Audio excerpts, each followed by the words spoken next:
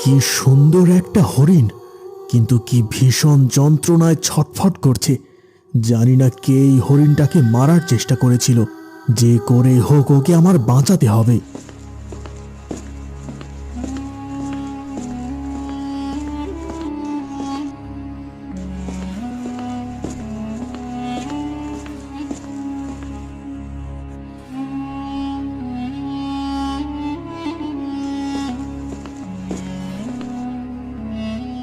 ধন্য ধন্য মহারাজ মহেন্দ্র কুমার। রাজ্যের মানুষদের তুমি যেমন ভালোবাসো, রাজ্যের পশু পাখিদের প্রতিও তোমার ঠিক তেমনি মায়া মমতা। বনের পশু পাখিদের কষ্ট দেখলে আমারও বড় কষ্ট হয়। জানি না কারা এমন খারাপ কাজ করে, ওদের কারণে এই হরিণটা আজ খুব কষ্ট পাচ্ছে। ওকে নিয়ে তোমার চিন্তা করতে হবে না, আমি ওকে এক্ষুনি সুস্থ করে দিচ্ছি।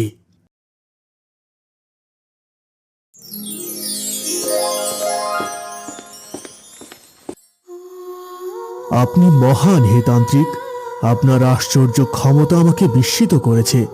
তোর আচার আচরণ দেখে আমি বড়ই শান্তি পেলাম। আমার এই ক্ষমতা দিয়ে আমি তোর উপকার করতে চাই। বল, তুই আমার কাছে কি সাহায্য চাস?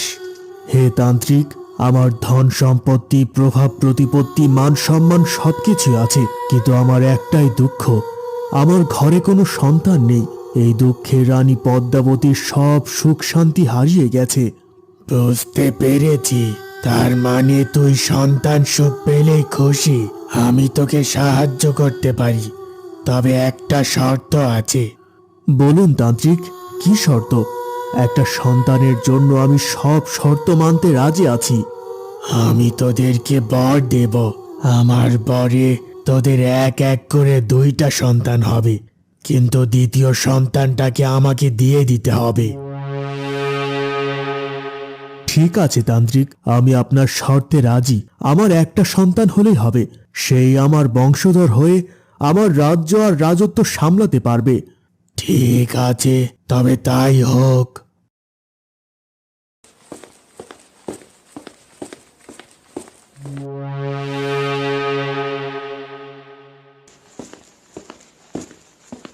কি গো, আজকে তোমাকে বড় খুশি খুশি লাগছে। কি হয়েছে বলো তো? খুশি লাগবে না কেন? মহারাজ মহেন্দ্র কুমার তো নিঃসন্তান, তার ঘরে কোনো বংশধর আসবে না। তাতে আমাদের কি? আরে বোকা মেয়ে, এতেই তো আমাদের লাভ। বংশধর না থাকায় মহারাজের পরবর্তীতে আমি হবই রাজ্যের রাজা। তুমি রাজা হলে আমি তো রানী হয়ে যাব। তার বলতে, এই কথা ভেবেই তো সকাল থেকে আমার মনটা এত খুশি খুশি লাগছে। এজন্যই তো বলে, কারো পৌষ মাস তো কারো সর্বনাশ। মহারাজের সর্বনাশে আমাদের কত বড় লাভ হয়ে গেল বলো তো। এখন আর কিছুদিন দাঁতে দাঁত চেপে থাকতে হবে। বয়সের ভারে মহারাজ বিছানায় পড়ে গেলেই আমাদের খেলা শুরু হবে। সে যখন হবে তখন দেখা যাবে। এখন তাড়াতাড়ি রাজবাড়িতে যাও, কত বেলা হয়েছে দেখেছো? হ্যাঁ হ্যাঁ, যাচ্ছি।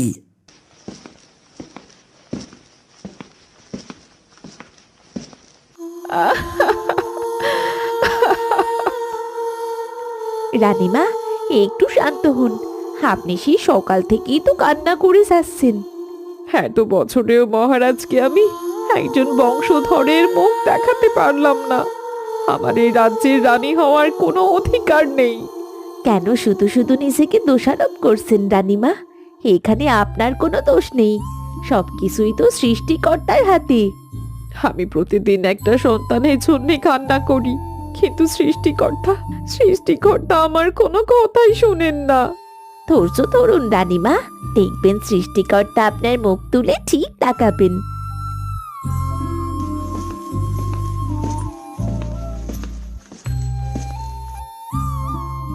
রানী পদ্মাবতী, কান্না থামাও, চোখের জল মোছো। আমাদের দুঃখের দিন শেষ। খুব শীঘ্রই আমাদের ঘর আলো করে একটা সন্তান আসবে। সন্তান আসবে? মহারাজ, আমি মা হব? আপনি সত্যি বলছেন তো? আমি একদম ঠিক কথাই বলছি। এক তান্ত্রিক আমাদেরকে আশীর্বাদ দিয়েছেন। তবে তবে কি মহারাজ? তবে আমাদের ঘরে এক এক করে 2টা সন্তান আসবে। দ্বিতীয় সন্তানটা তান্ত্রিককে দিয়ে দিতে হবে। ঠিক আছে মহারাজ, আমাদের একজন বংশধর হলেই হবে। দ্বিতীয় পুত্রকে আমরা অনায়াসে তান্ত্রিকের হাতে তুলে দিতে পারবো। তাহলে এখন আর কান্না করবে না। এখন আমাদের সুখের দিন। আমাদের প্রাসাদে নতুন অতিথি আসতে যাচ্ছে।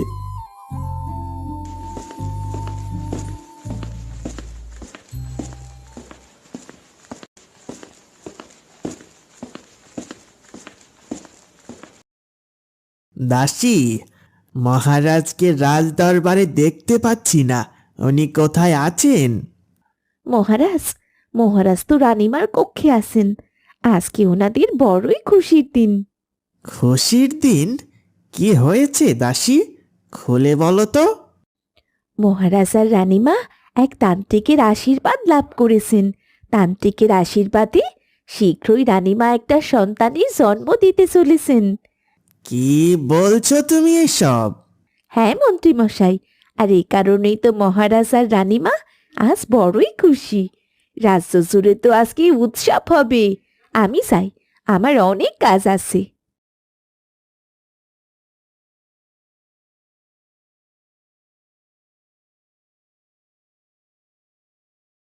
রাজ্য জুড়ে উৎসব হলেও এই খবরে আমার সব সুখ শান্তি ধূলিসাৎ হয়ে গেছে। এমন একটা ঘটনা কিভাবে ঘটতে পারলো? না, আমার এতদিনের স্বপ্ন ইচ্ছে এইভাবে ভেঙে যেতে পারে না। কিভাবে সন্তানের সুখকে দুঃখে পরিণত করতে হয় সেটাও আমি দেখে নিচ্ছি।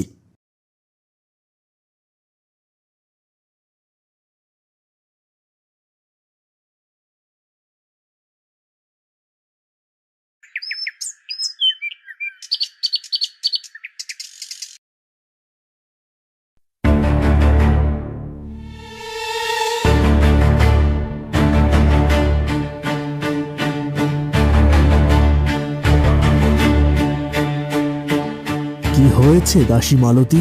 কোনো শুভ সংবাদ আছে কি? না মহারাজ, এখন পর্যন্ত কোনো শুভ সংবাদ পাওয়া যায়নি। আমার বড় চিন্তা হচ্ছে দাসী।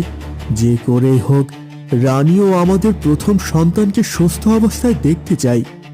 আপনি কোনো চিন্তা করবেন না মহারাজ, একটু শান্ত হয়ে বসুন। দেখবেন সৃষ্টিকর্তার ইচ্ছায় ঠিক একটা শুভ সংবাদ পেয়ে যাবেন।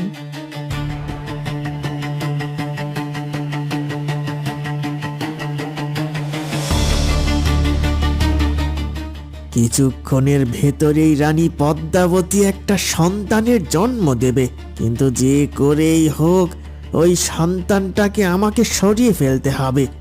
সদ্য জন্মানো সন্তানকে হারিয়ে মহারাজ ও রানীমা পাগল হয়ে যাবে।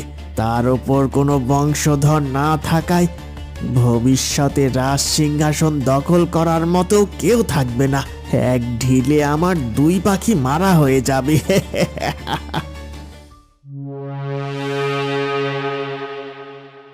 সর্বনাশ! এ আমি কি শুনলাম? মন্ত্রী মশাই আমাদের রাজকুমারকে সরিয়ে ফেলতে চাচ্ছেন। মানে মানে এসব ষড়যন্ত্র মন্ত্রী মশাই করে রেখেছে। অথচ মহারাজ তাকে অন্ধের মতো বিশ্বাস করেন। সত্য জন্মানো সন্তান হারিয়ে গেলে মহারাজ সত্যি পাগল হয়ে যাবেন, আর এই সুযোগটাই নেবে মন্ত্রী। কিন্তু আমি এটা কিছুতেই হতে দেব না। যে করেই হোক আমাকে মন্ত্রী ষড়যন্ত্র নষ্ট করতে হবে।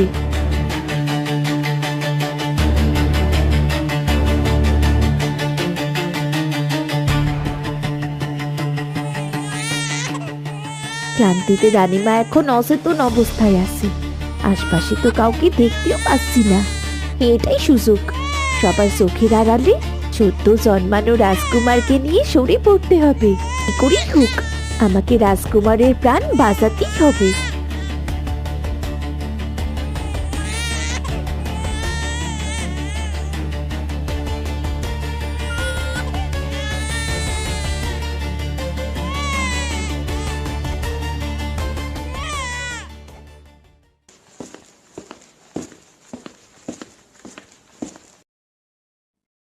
মহারাজের জয় হোক। মহারাজ, অত্যন্ত সুখবর আছে। হ্যাঁ, বলো সেনা, কি সুসংবাদ? মহারাজ, রানীমার কোল আলো করে এক ফুটফুটে ছেলে সন্তান এসেছে, চাঁদের মতো দেখতে সুন্দর। অবশেষে সৃষ্টিকর্তা আমার ওপরে মুখ তুলে তাকিয়েছেন। তান্ত্রিকের দেওয়া আশীর্বাদ এবারে আমাদের রাজ্যে আলো এনে দিল। সুসংবাদটা দেওয়ার জন্য এই মুক্তমালাটা তোমার উপহার। যাও, আনন্দ করো।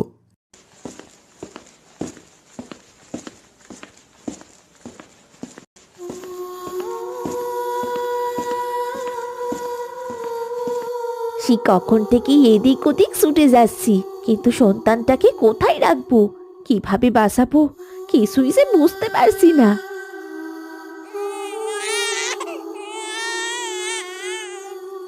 সদ্য জন্মানো শিশুর কান্না, তার মানে আমি যেটা ভেবেছি সেটাই কি সত্যি? এ বাড়িতে নিশ্চয়ই কোনো সন্তান জন্ম নিয়েছে। তাহলে এখন রাজকুমারকে বাঁচানোর একটাই রাস্তা খোলা আছে। এই বাড়িতে জন্মানো শিশুর সাথে রাজকুমারকে পাল্টে দিতে হবে।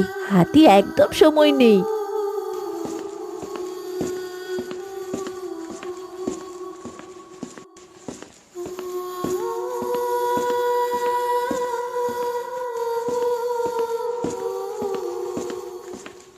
কি গো, তুমি না এইমাত্র এলে? এখন এই রাতের বেলা কোথায় বেরোচ্ছ আবার? আসল কাজটাই তো বাকি রয়ে গেছে গো। আমাদের পথের কাঁটা ওই সদ্য জন্মানো রাজকুমারকে যে করেই হোক সরিয়ে ফেলতে হবে। তা না হলে ভবিষ্যতেও আমাদের জন্য মস্ত বড় বিপদ হয়ে দাঁড়াবে। কিন্তু এই সময় এমন কাজ করা তো খুবই ঝুঁকিপূর্ণ। যদি তুমি ধরা পড়ে যাও তাহলে তো আর রক্ষে নেই।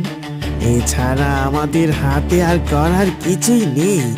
যে করেই হোক কাজটা আমাকে করতেই হবে।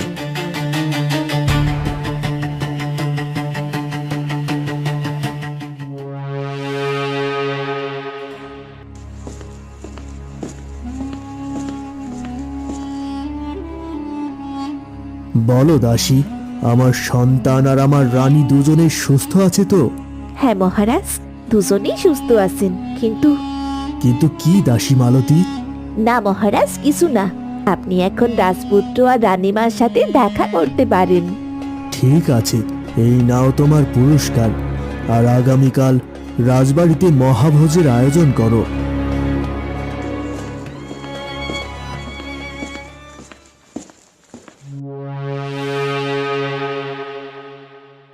যে শিশুর সাথে রাজকুমারকে পাল্টে দিলাম সে তো একটা কন্যা শিশু।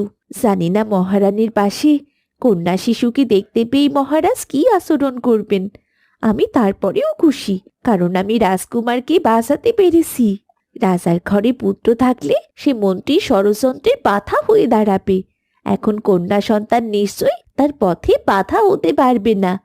এতে করে রাজকুমার আর ওই কন্যা দুজনেই ভালোভাবে বাঁচতে পারবে। সৃষ্টিকর্তা, আমায় তুমি ক্ষমা করে দিও। এছাড়া আমার হাতে কোনো পথ খোলা ছিল না।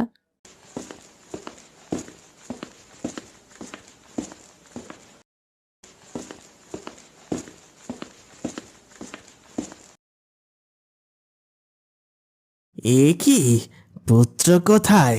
এ তো একটা কন্যা সন্তান, কিন্তু এটা কি করে সম্ভব? তান্ত্রিকের আশীর্বাদে মহারাজের ঘরে তো পুত্র সন্তান জন্ম নেওয়ার কথা ছিল, তাহলে কন্যা সন্তান এলো কিভাবে?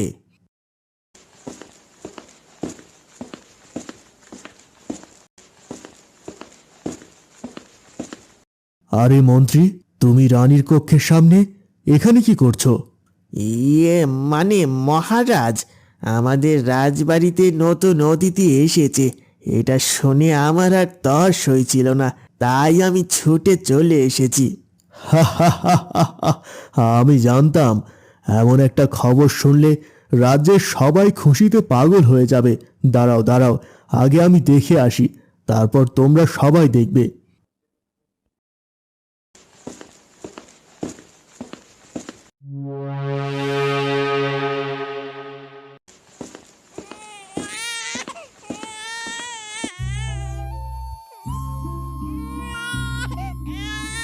মহারাজ, মহারাজ দেখুন, আমাদের এত বছরের দুঃখ দূর হয়েছে। আমাদের কোল আলো করে একটা ফুটফুটে সন্তান এসেছে মহারাজ। আমি এটা জানতাম রানী। তান্ত্রিকের বর ও সৃষ্টিকর্তার আশীর্বাদ কখনো বৃথা যেতে পারে না। আপনার সন্তানের মুখ দেখবেন না মহারাজ? নিশ্চয়ই দেখব রানী। আজ আমি দুনিয়ার সবচেয়ে সুখী মানুষ।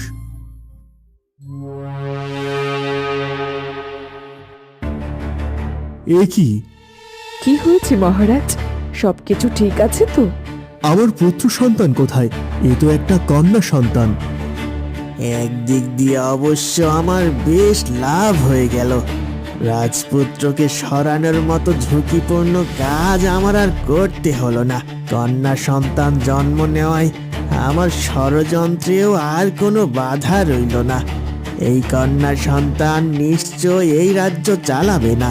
তার মানে অনায়াসে রাজার পরে আমি এই রাজ্যের রাজা হব। তুমি আমাকে এভাবে ঠকালে রানী পদ্মাবতী। বিশ্বাস করুন মহারাজ, আমি এসবের কিছুই জানি না। তান্ত্রিকের কথা মতো তো আমাদের পুত্র সন্তান জন্ম দেওয়ার কথা ছিল। যদি তাই হয় তবে কোথায় আমার পুত্র সন্তান? এই কন্যা সন্তান দিয়ে আমি কি করব? ও কোনোদিন আমার বংশধর হতে পারবে না। এই রাজ্যের দায়িত্ব সামলাতে পারবে না। শান্ত হন মহারাজ। ছেলে হোক বা মেয়ে, ও তো আমাদেরই সন্তান। ওকে আদর যত্নে রাখা, ওকে বড় করা আমাদের দায়িত্ব। এই কন্যা সন্তান কোনো মতেই আমার হতে পারে না। আমি ওকে কোনোদিন নিজের সন্তান বলে স্বীকার করব না। এটাই আমার শেষ কথা। হে সৃষ্টিকর্তা, তুমি আমাকে নতুন কোন পরীক্ষার ভেতর ফেললে? সন্তানের সুখ পাবার পরেও আমাকে নতুন করে দুঃখ পেতে হচ্ছে। হায় আমার ভাগ্য!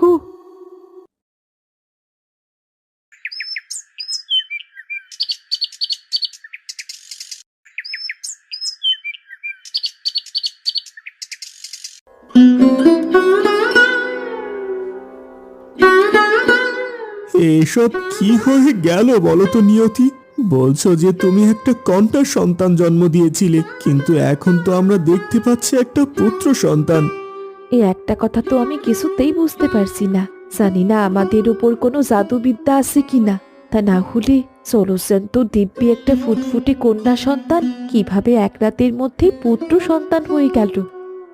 আমরা বলি কি, এসব নিয়ে আর কোনো কথা বলা ঠিক না। এসব কথা জানাজানি হয়ে গেলে রাজ্যের মানুষ আমাদেরকে পাগল বলবে। হ্যাঁ গো হ্যাঁ, তুমি একদম ঠিক কথাই বলেছ। কিন্তু আমি এইটুকুই বলতে পারি যে আমি একটা কন্যা সন্তানের জন্ম দিয়েছিলাম। কি থেকে কি হয়ে গেল কিছুই বুঝতে পারছি না গো। এখন আমাদের এই পুত্র সন্তান কি নিজেদের মনে করে লালন পালন করতে হবে। হ্যাঁ সেটাই হবে। সে সুন্দর ওর গায়ের রং আর রূপ, তাই আমি ওকে আদর করে রূপকুমার বলে ডাকবো। বেশ, তাহলে তাই হবে। আজ থেকে রূপকুমার আমাদের একমাত্র সন্তান। কি বলছো কি তুমি এসব? তাহলে তো আমাদের আর কিছুই করা হলো না। আমিও তো সেটাই বলছি। রাজকুমারকে সরানোর আগেই ঘটনা পুরো উল্টে গেল। কিন্তু একটা কথা আমি কিছুতেই বুঝতে পারছি না। তান্ত্রিকের আশীর্বাদে যদি রানী সন্তান লাভ করে, তাহলে তান্ত্রিকের কথা মতো পুত্র সন্তান কেন এলো না? হ্যাঁ, কথাটা যে আমার মাথায়ও আসেনি এটা কিন্তু না। বিষয়টা সত্যি সন্দেহজনক। তবে জন্ম মৃত্যু এগুলো তো একমাত্র সৃষ্টিকর্তার হাতে। উনি চাইলে সব কিছুই ওলটপালট করে দিতে পারেন। হ্যাঁ, আর সৃষ্টিকর্তারই একটা কাজই আমাদের ওপর আশীর্বাদ হয়ে নেমে এসেছে। আমাদের আর কিছুই করতে হলো না, সবকিছু আপনা আপনি ঠিক হয়ে গেল। এবারে শুধু দেখতে থাকো ওই রানী পদ্মাবতীর কি হাল হয়। মহারাজ যে পরিমাণে রাগ হয়েছেন তাতে মনে হয় না রানী পদ্মাবতীর আর এই রাজবাড়িতে থাকা হবে। শান্ত হন রানীমা, এখানে তো আপনার কোনো দোষ নেই। শুধু শুধু কেন কান্নাকাটি করছেন? আপনার শরীর অসুস্থ হবে তো। কি করবো বলো দাসী, আমাকে একটা পথ দেখাও। সৃষ্টিকর্তার আশীর্বাদে সন্তান তো লাভ করলাম, কিন্তু কিন্তু সে যে কন্যা সন্তান। মহারাজ কিছুতেই কন্যা সন্তান মেনে নিতে পারছে না। সবকিছুই ঠিক হয়ে যাবে রানীমা। রাতের বেলা হয়তো মহারাজ রাগ করেছেন, কিন্তু একটু পরে দেখবেন মহারাজ ঠিক হাসি মুখে এসে রাজকুমারীকে কোলে তুলে নেবেন। মহারাজের সব আশা ভরসা আমি ভেঙে চুরমার করে দিয়েছি মালতী। এই রাজ্যের সিংহাসনের উত্তরাধিকারীকে আমি আমি জন্ম দিতে পারলাম না, আর এই সব কিছুর জন্যে আমি দায়ী। না রানীমা, আপনি একদম নিজেকে দোষারোপ করবেন না। আমি বলছি সব ঠিক হয়ে যাবে, শুধু আপনি একটু শান্ত হন রানীমা।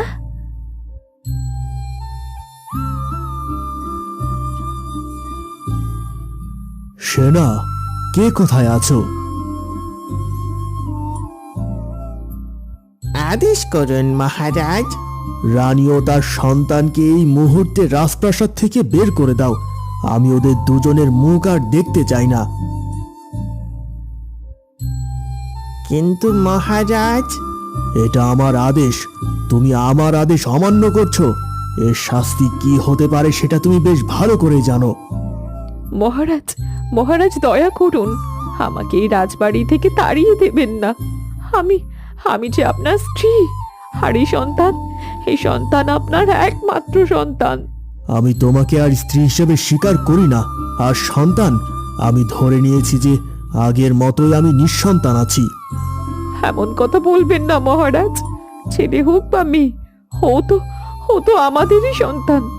ওকে যত্নে বড় করা আমাদের কর্তব্য। ক্ষমা করবেন মহারাজ, ছোট মুখে বড় কথা বলতে নেই। তবুও বলছি, এখানে তো মহারানীর কোনো দোষ নেই। জন্ম মৃত্যু এগুলো তো সব উপরওয়ালার হাতে। দাসী, তোমার সাহস তো কম না, তুমি আমাকে বুঝাতে আসো। ক্ষমা করবেন মহারাজ। আমি কোনো কথা শুনতে চাই না, আমি আমার আদেশ দিয়ে দিয়েছি।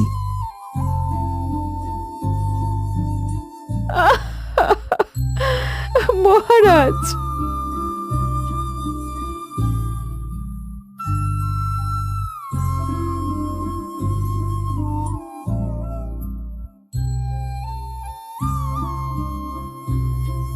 হে আমার কি সর্বনাশ হয়ে গেল দাসী। দুঃখ করবেন না রানীমা, সব সময় একরকম যায় না।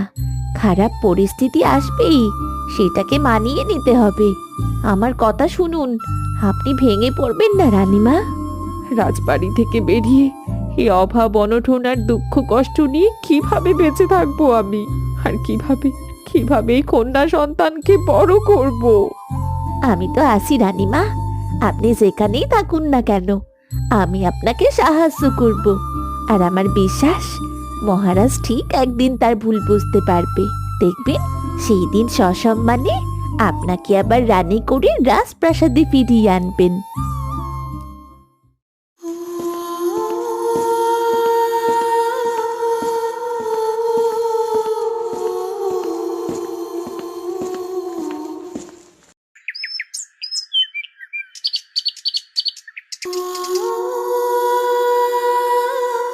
হাঁটতে হাঁটতে বড্ড ক্লান্ত হয়ে পড়েছি, পা দুটো যেন আর চলতেই পারছে না।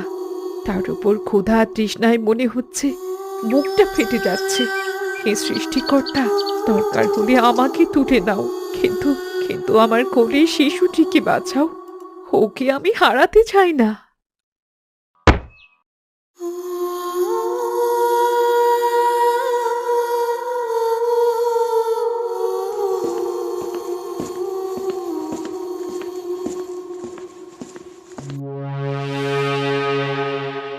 কোলের ভেতরে রানী পড়ে আছে কেন?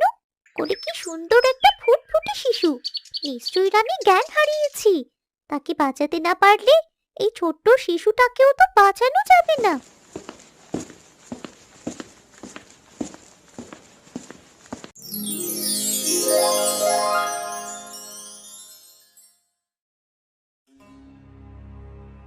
আপনাকে দেখে তো ঠিক একজন রানীর মতোই মনে হচ্ছে। যদি তাই হয়, তবে রাজবাড়ি ছেড়ে বনের ভেতর কেন পড়ে আছেন? কি হয়েছে আপনার?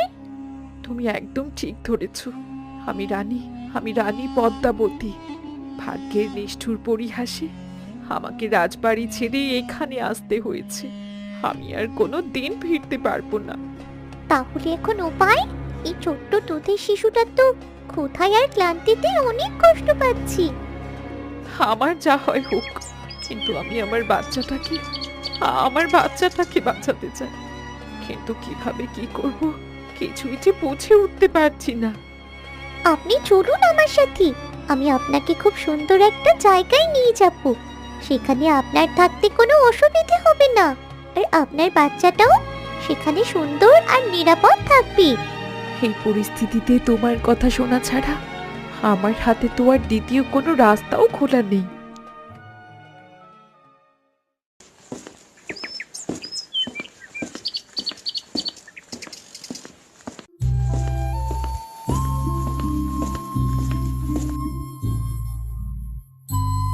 মহারাজ, গতদিন থেকে আপনি কোনো খাবারই খাচ্ছেন না।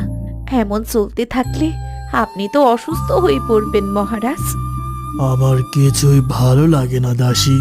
অনেক আশা করেছিলাম একটা পুত্র সন্তানের বাবা হব, কিন্তু আমার সব আশা ভেঙে গেছে। রেগে মেগে আমি রানীকে রাজবাড়ি থেকে তাড়িয়ে দিলাম। এই সব দুঃখ এখন যেন আমার বুকে চেপে বসে আছে। মহারাজ, ছোট মুখে একটা বড় কথা বলি, রানীমাকে রাজবাড়ি থেকে তাড়ানো একদম ঠিক হয়নি। রানীমা কি ইচ্ছে করে আপনার আশা ভেঙেছে বলুন? ওই সময়ে আমি এইসব কথা না বুঝলেও এখন ঠিকই বুঝতে পারছি। সত্যিই তো, কন্যা সন্তান জন্ম নেওয়ায় এখানে রানীর তো কোনো দোষ নেই। জানি না রানীমা এখন কোথায় আছেন আর কতই বা কষ্টে আছেন। তুমি কোনো চিন্তা করো না দাসী, আমি এক্ষুনি সেনা পাঠানোর ব্যবস্থা করছি। যে করেই হোক আর যেখান থেকেই হোক তারা রানীকে খুঁজে নিয়ে আসবে। ঠিক আছে মহারাজ।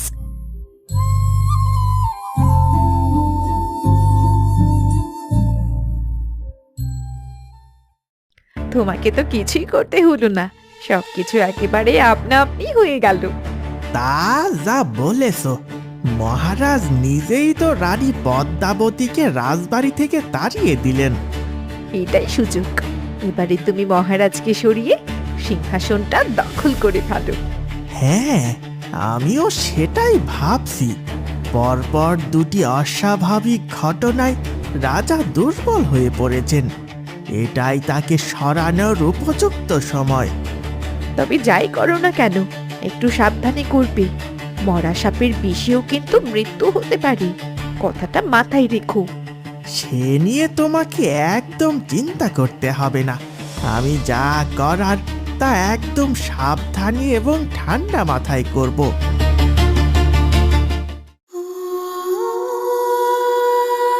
এই কুড়ে ঘরে আগে এক বুড়ি থাকতো, কিন্তু বুড়ি মারা যাবার পরে এভাবে ঘরটা খালি পড়ে আছে। এটা ছাড়া আশপাশে আপনাদের দেবার মতো আর কোনো ঘর নেই। তোমার প্রতি আমি অশেষ কৃতজ্ঞ হে রাজহাঁস। আমি আমার সন্তানকে নিয়ে দিব্যি এই ঘরেই থাকতে পারবো। এখানে আপনাদের কোনো অসুবিধে হবে না, সবসময় আমি আপনাদের পাশে আছি। আমার কোনো সমস্যা নেই। তুমি আমারও আমার মেয়ের জন্য যা করলে এটা অনেক মানুষও করতে পারে না। আমি কাল সকালে এসে আপনাদের খোঁজ নিয়ে যাব।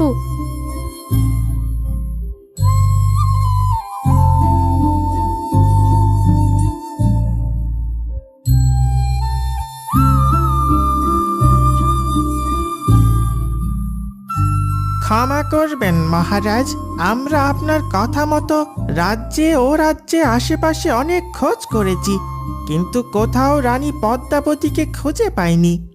না, এটা কোনো মতেই হতে পারে না। আমার রানী পদ্মাবতী এমন করে হারিয়ে যেতে পারে না। তোমরা যে করেই হোক আমার রানীকে খুঁজে বের করো। আপনি শান্ত হন মহারাজ, আমি মন্ত্রী মশাইকে বলে আরো সেনা নিয়ে রানীমাকে খোঁজ করতে যাচ্ছি।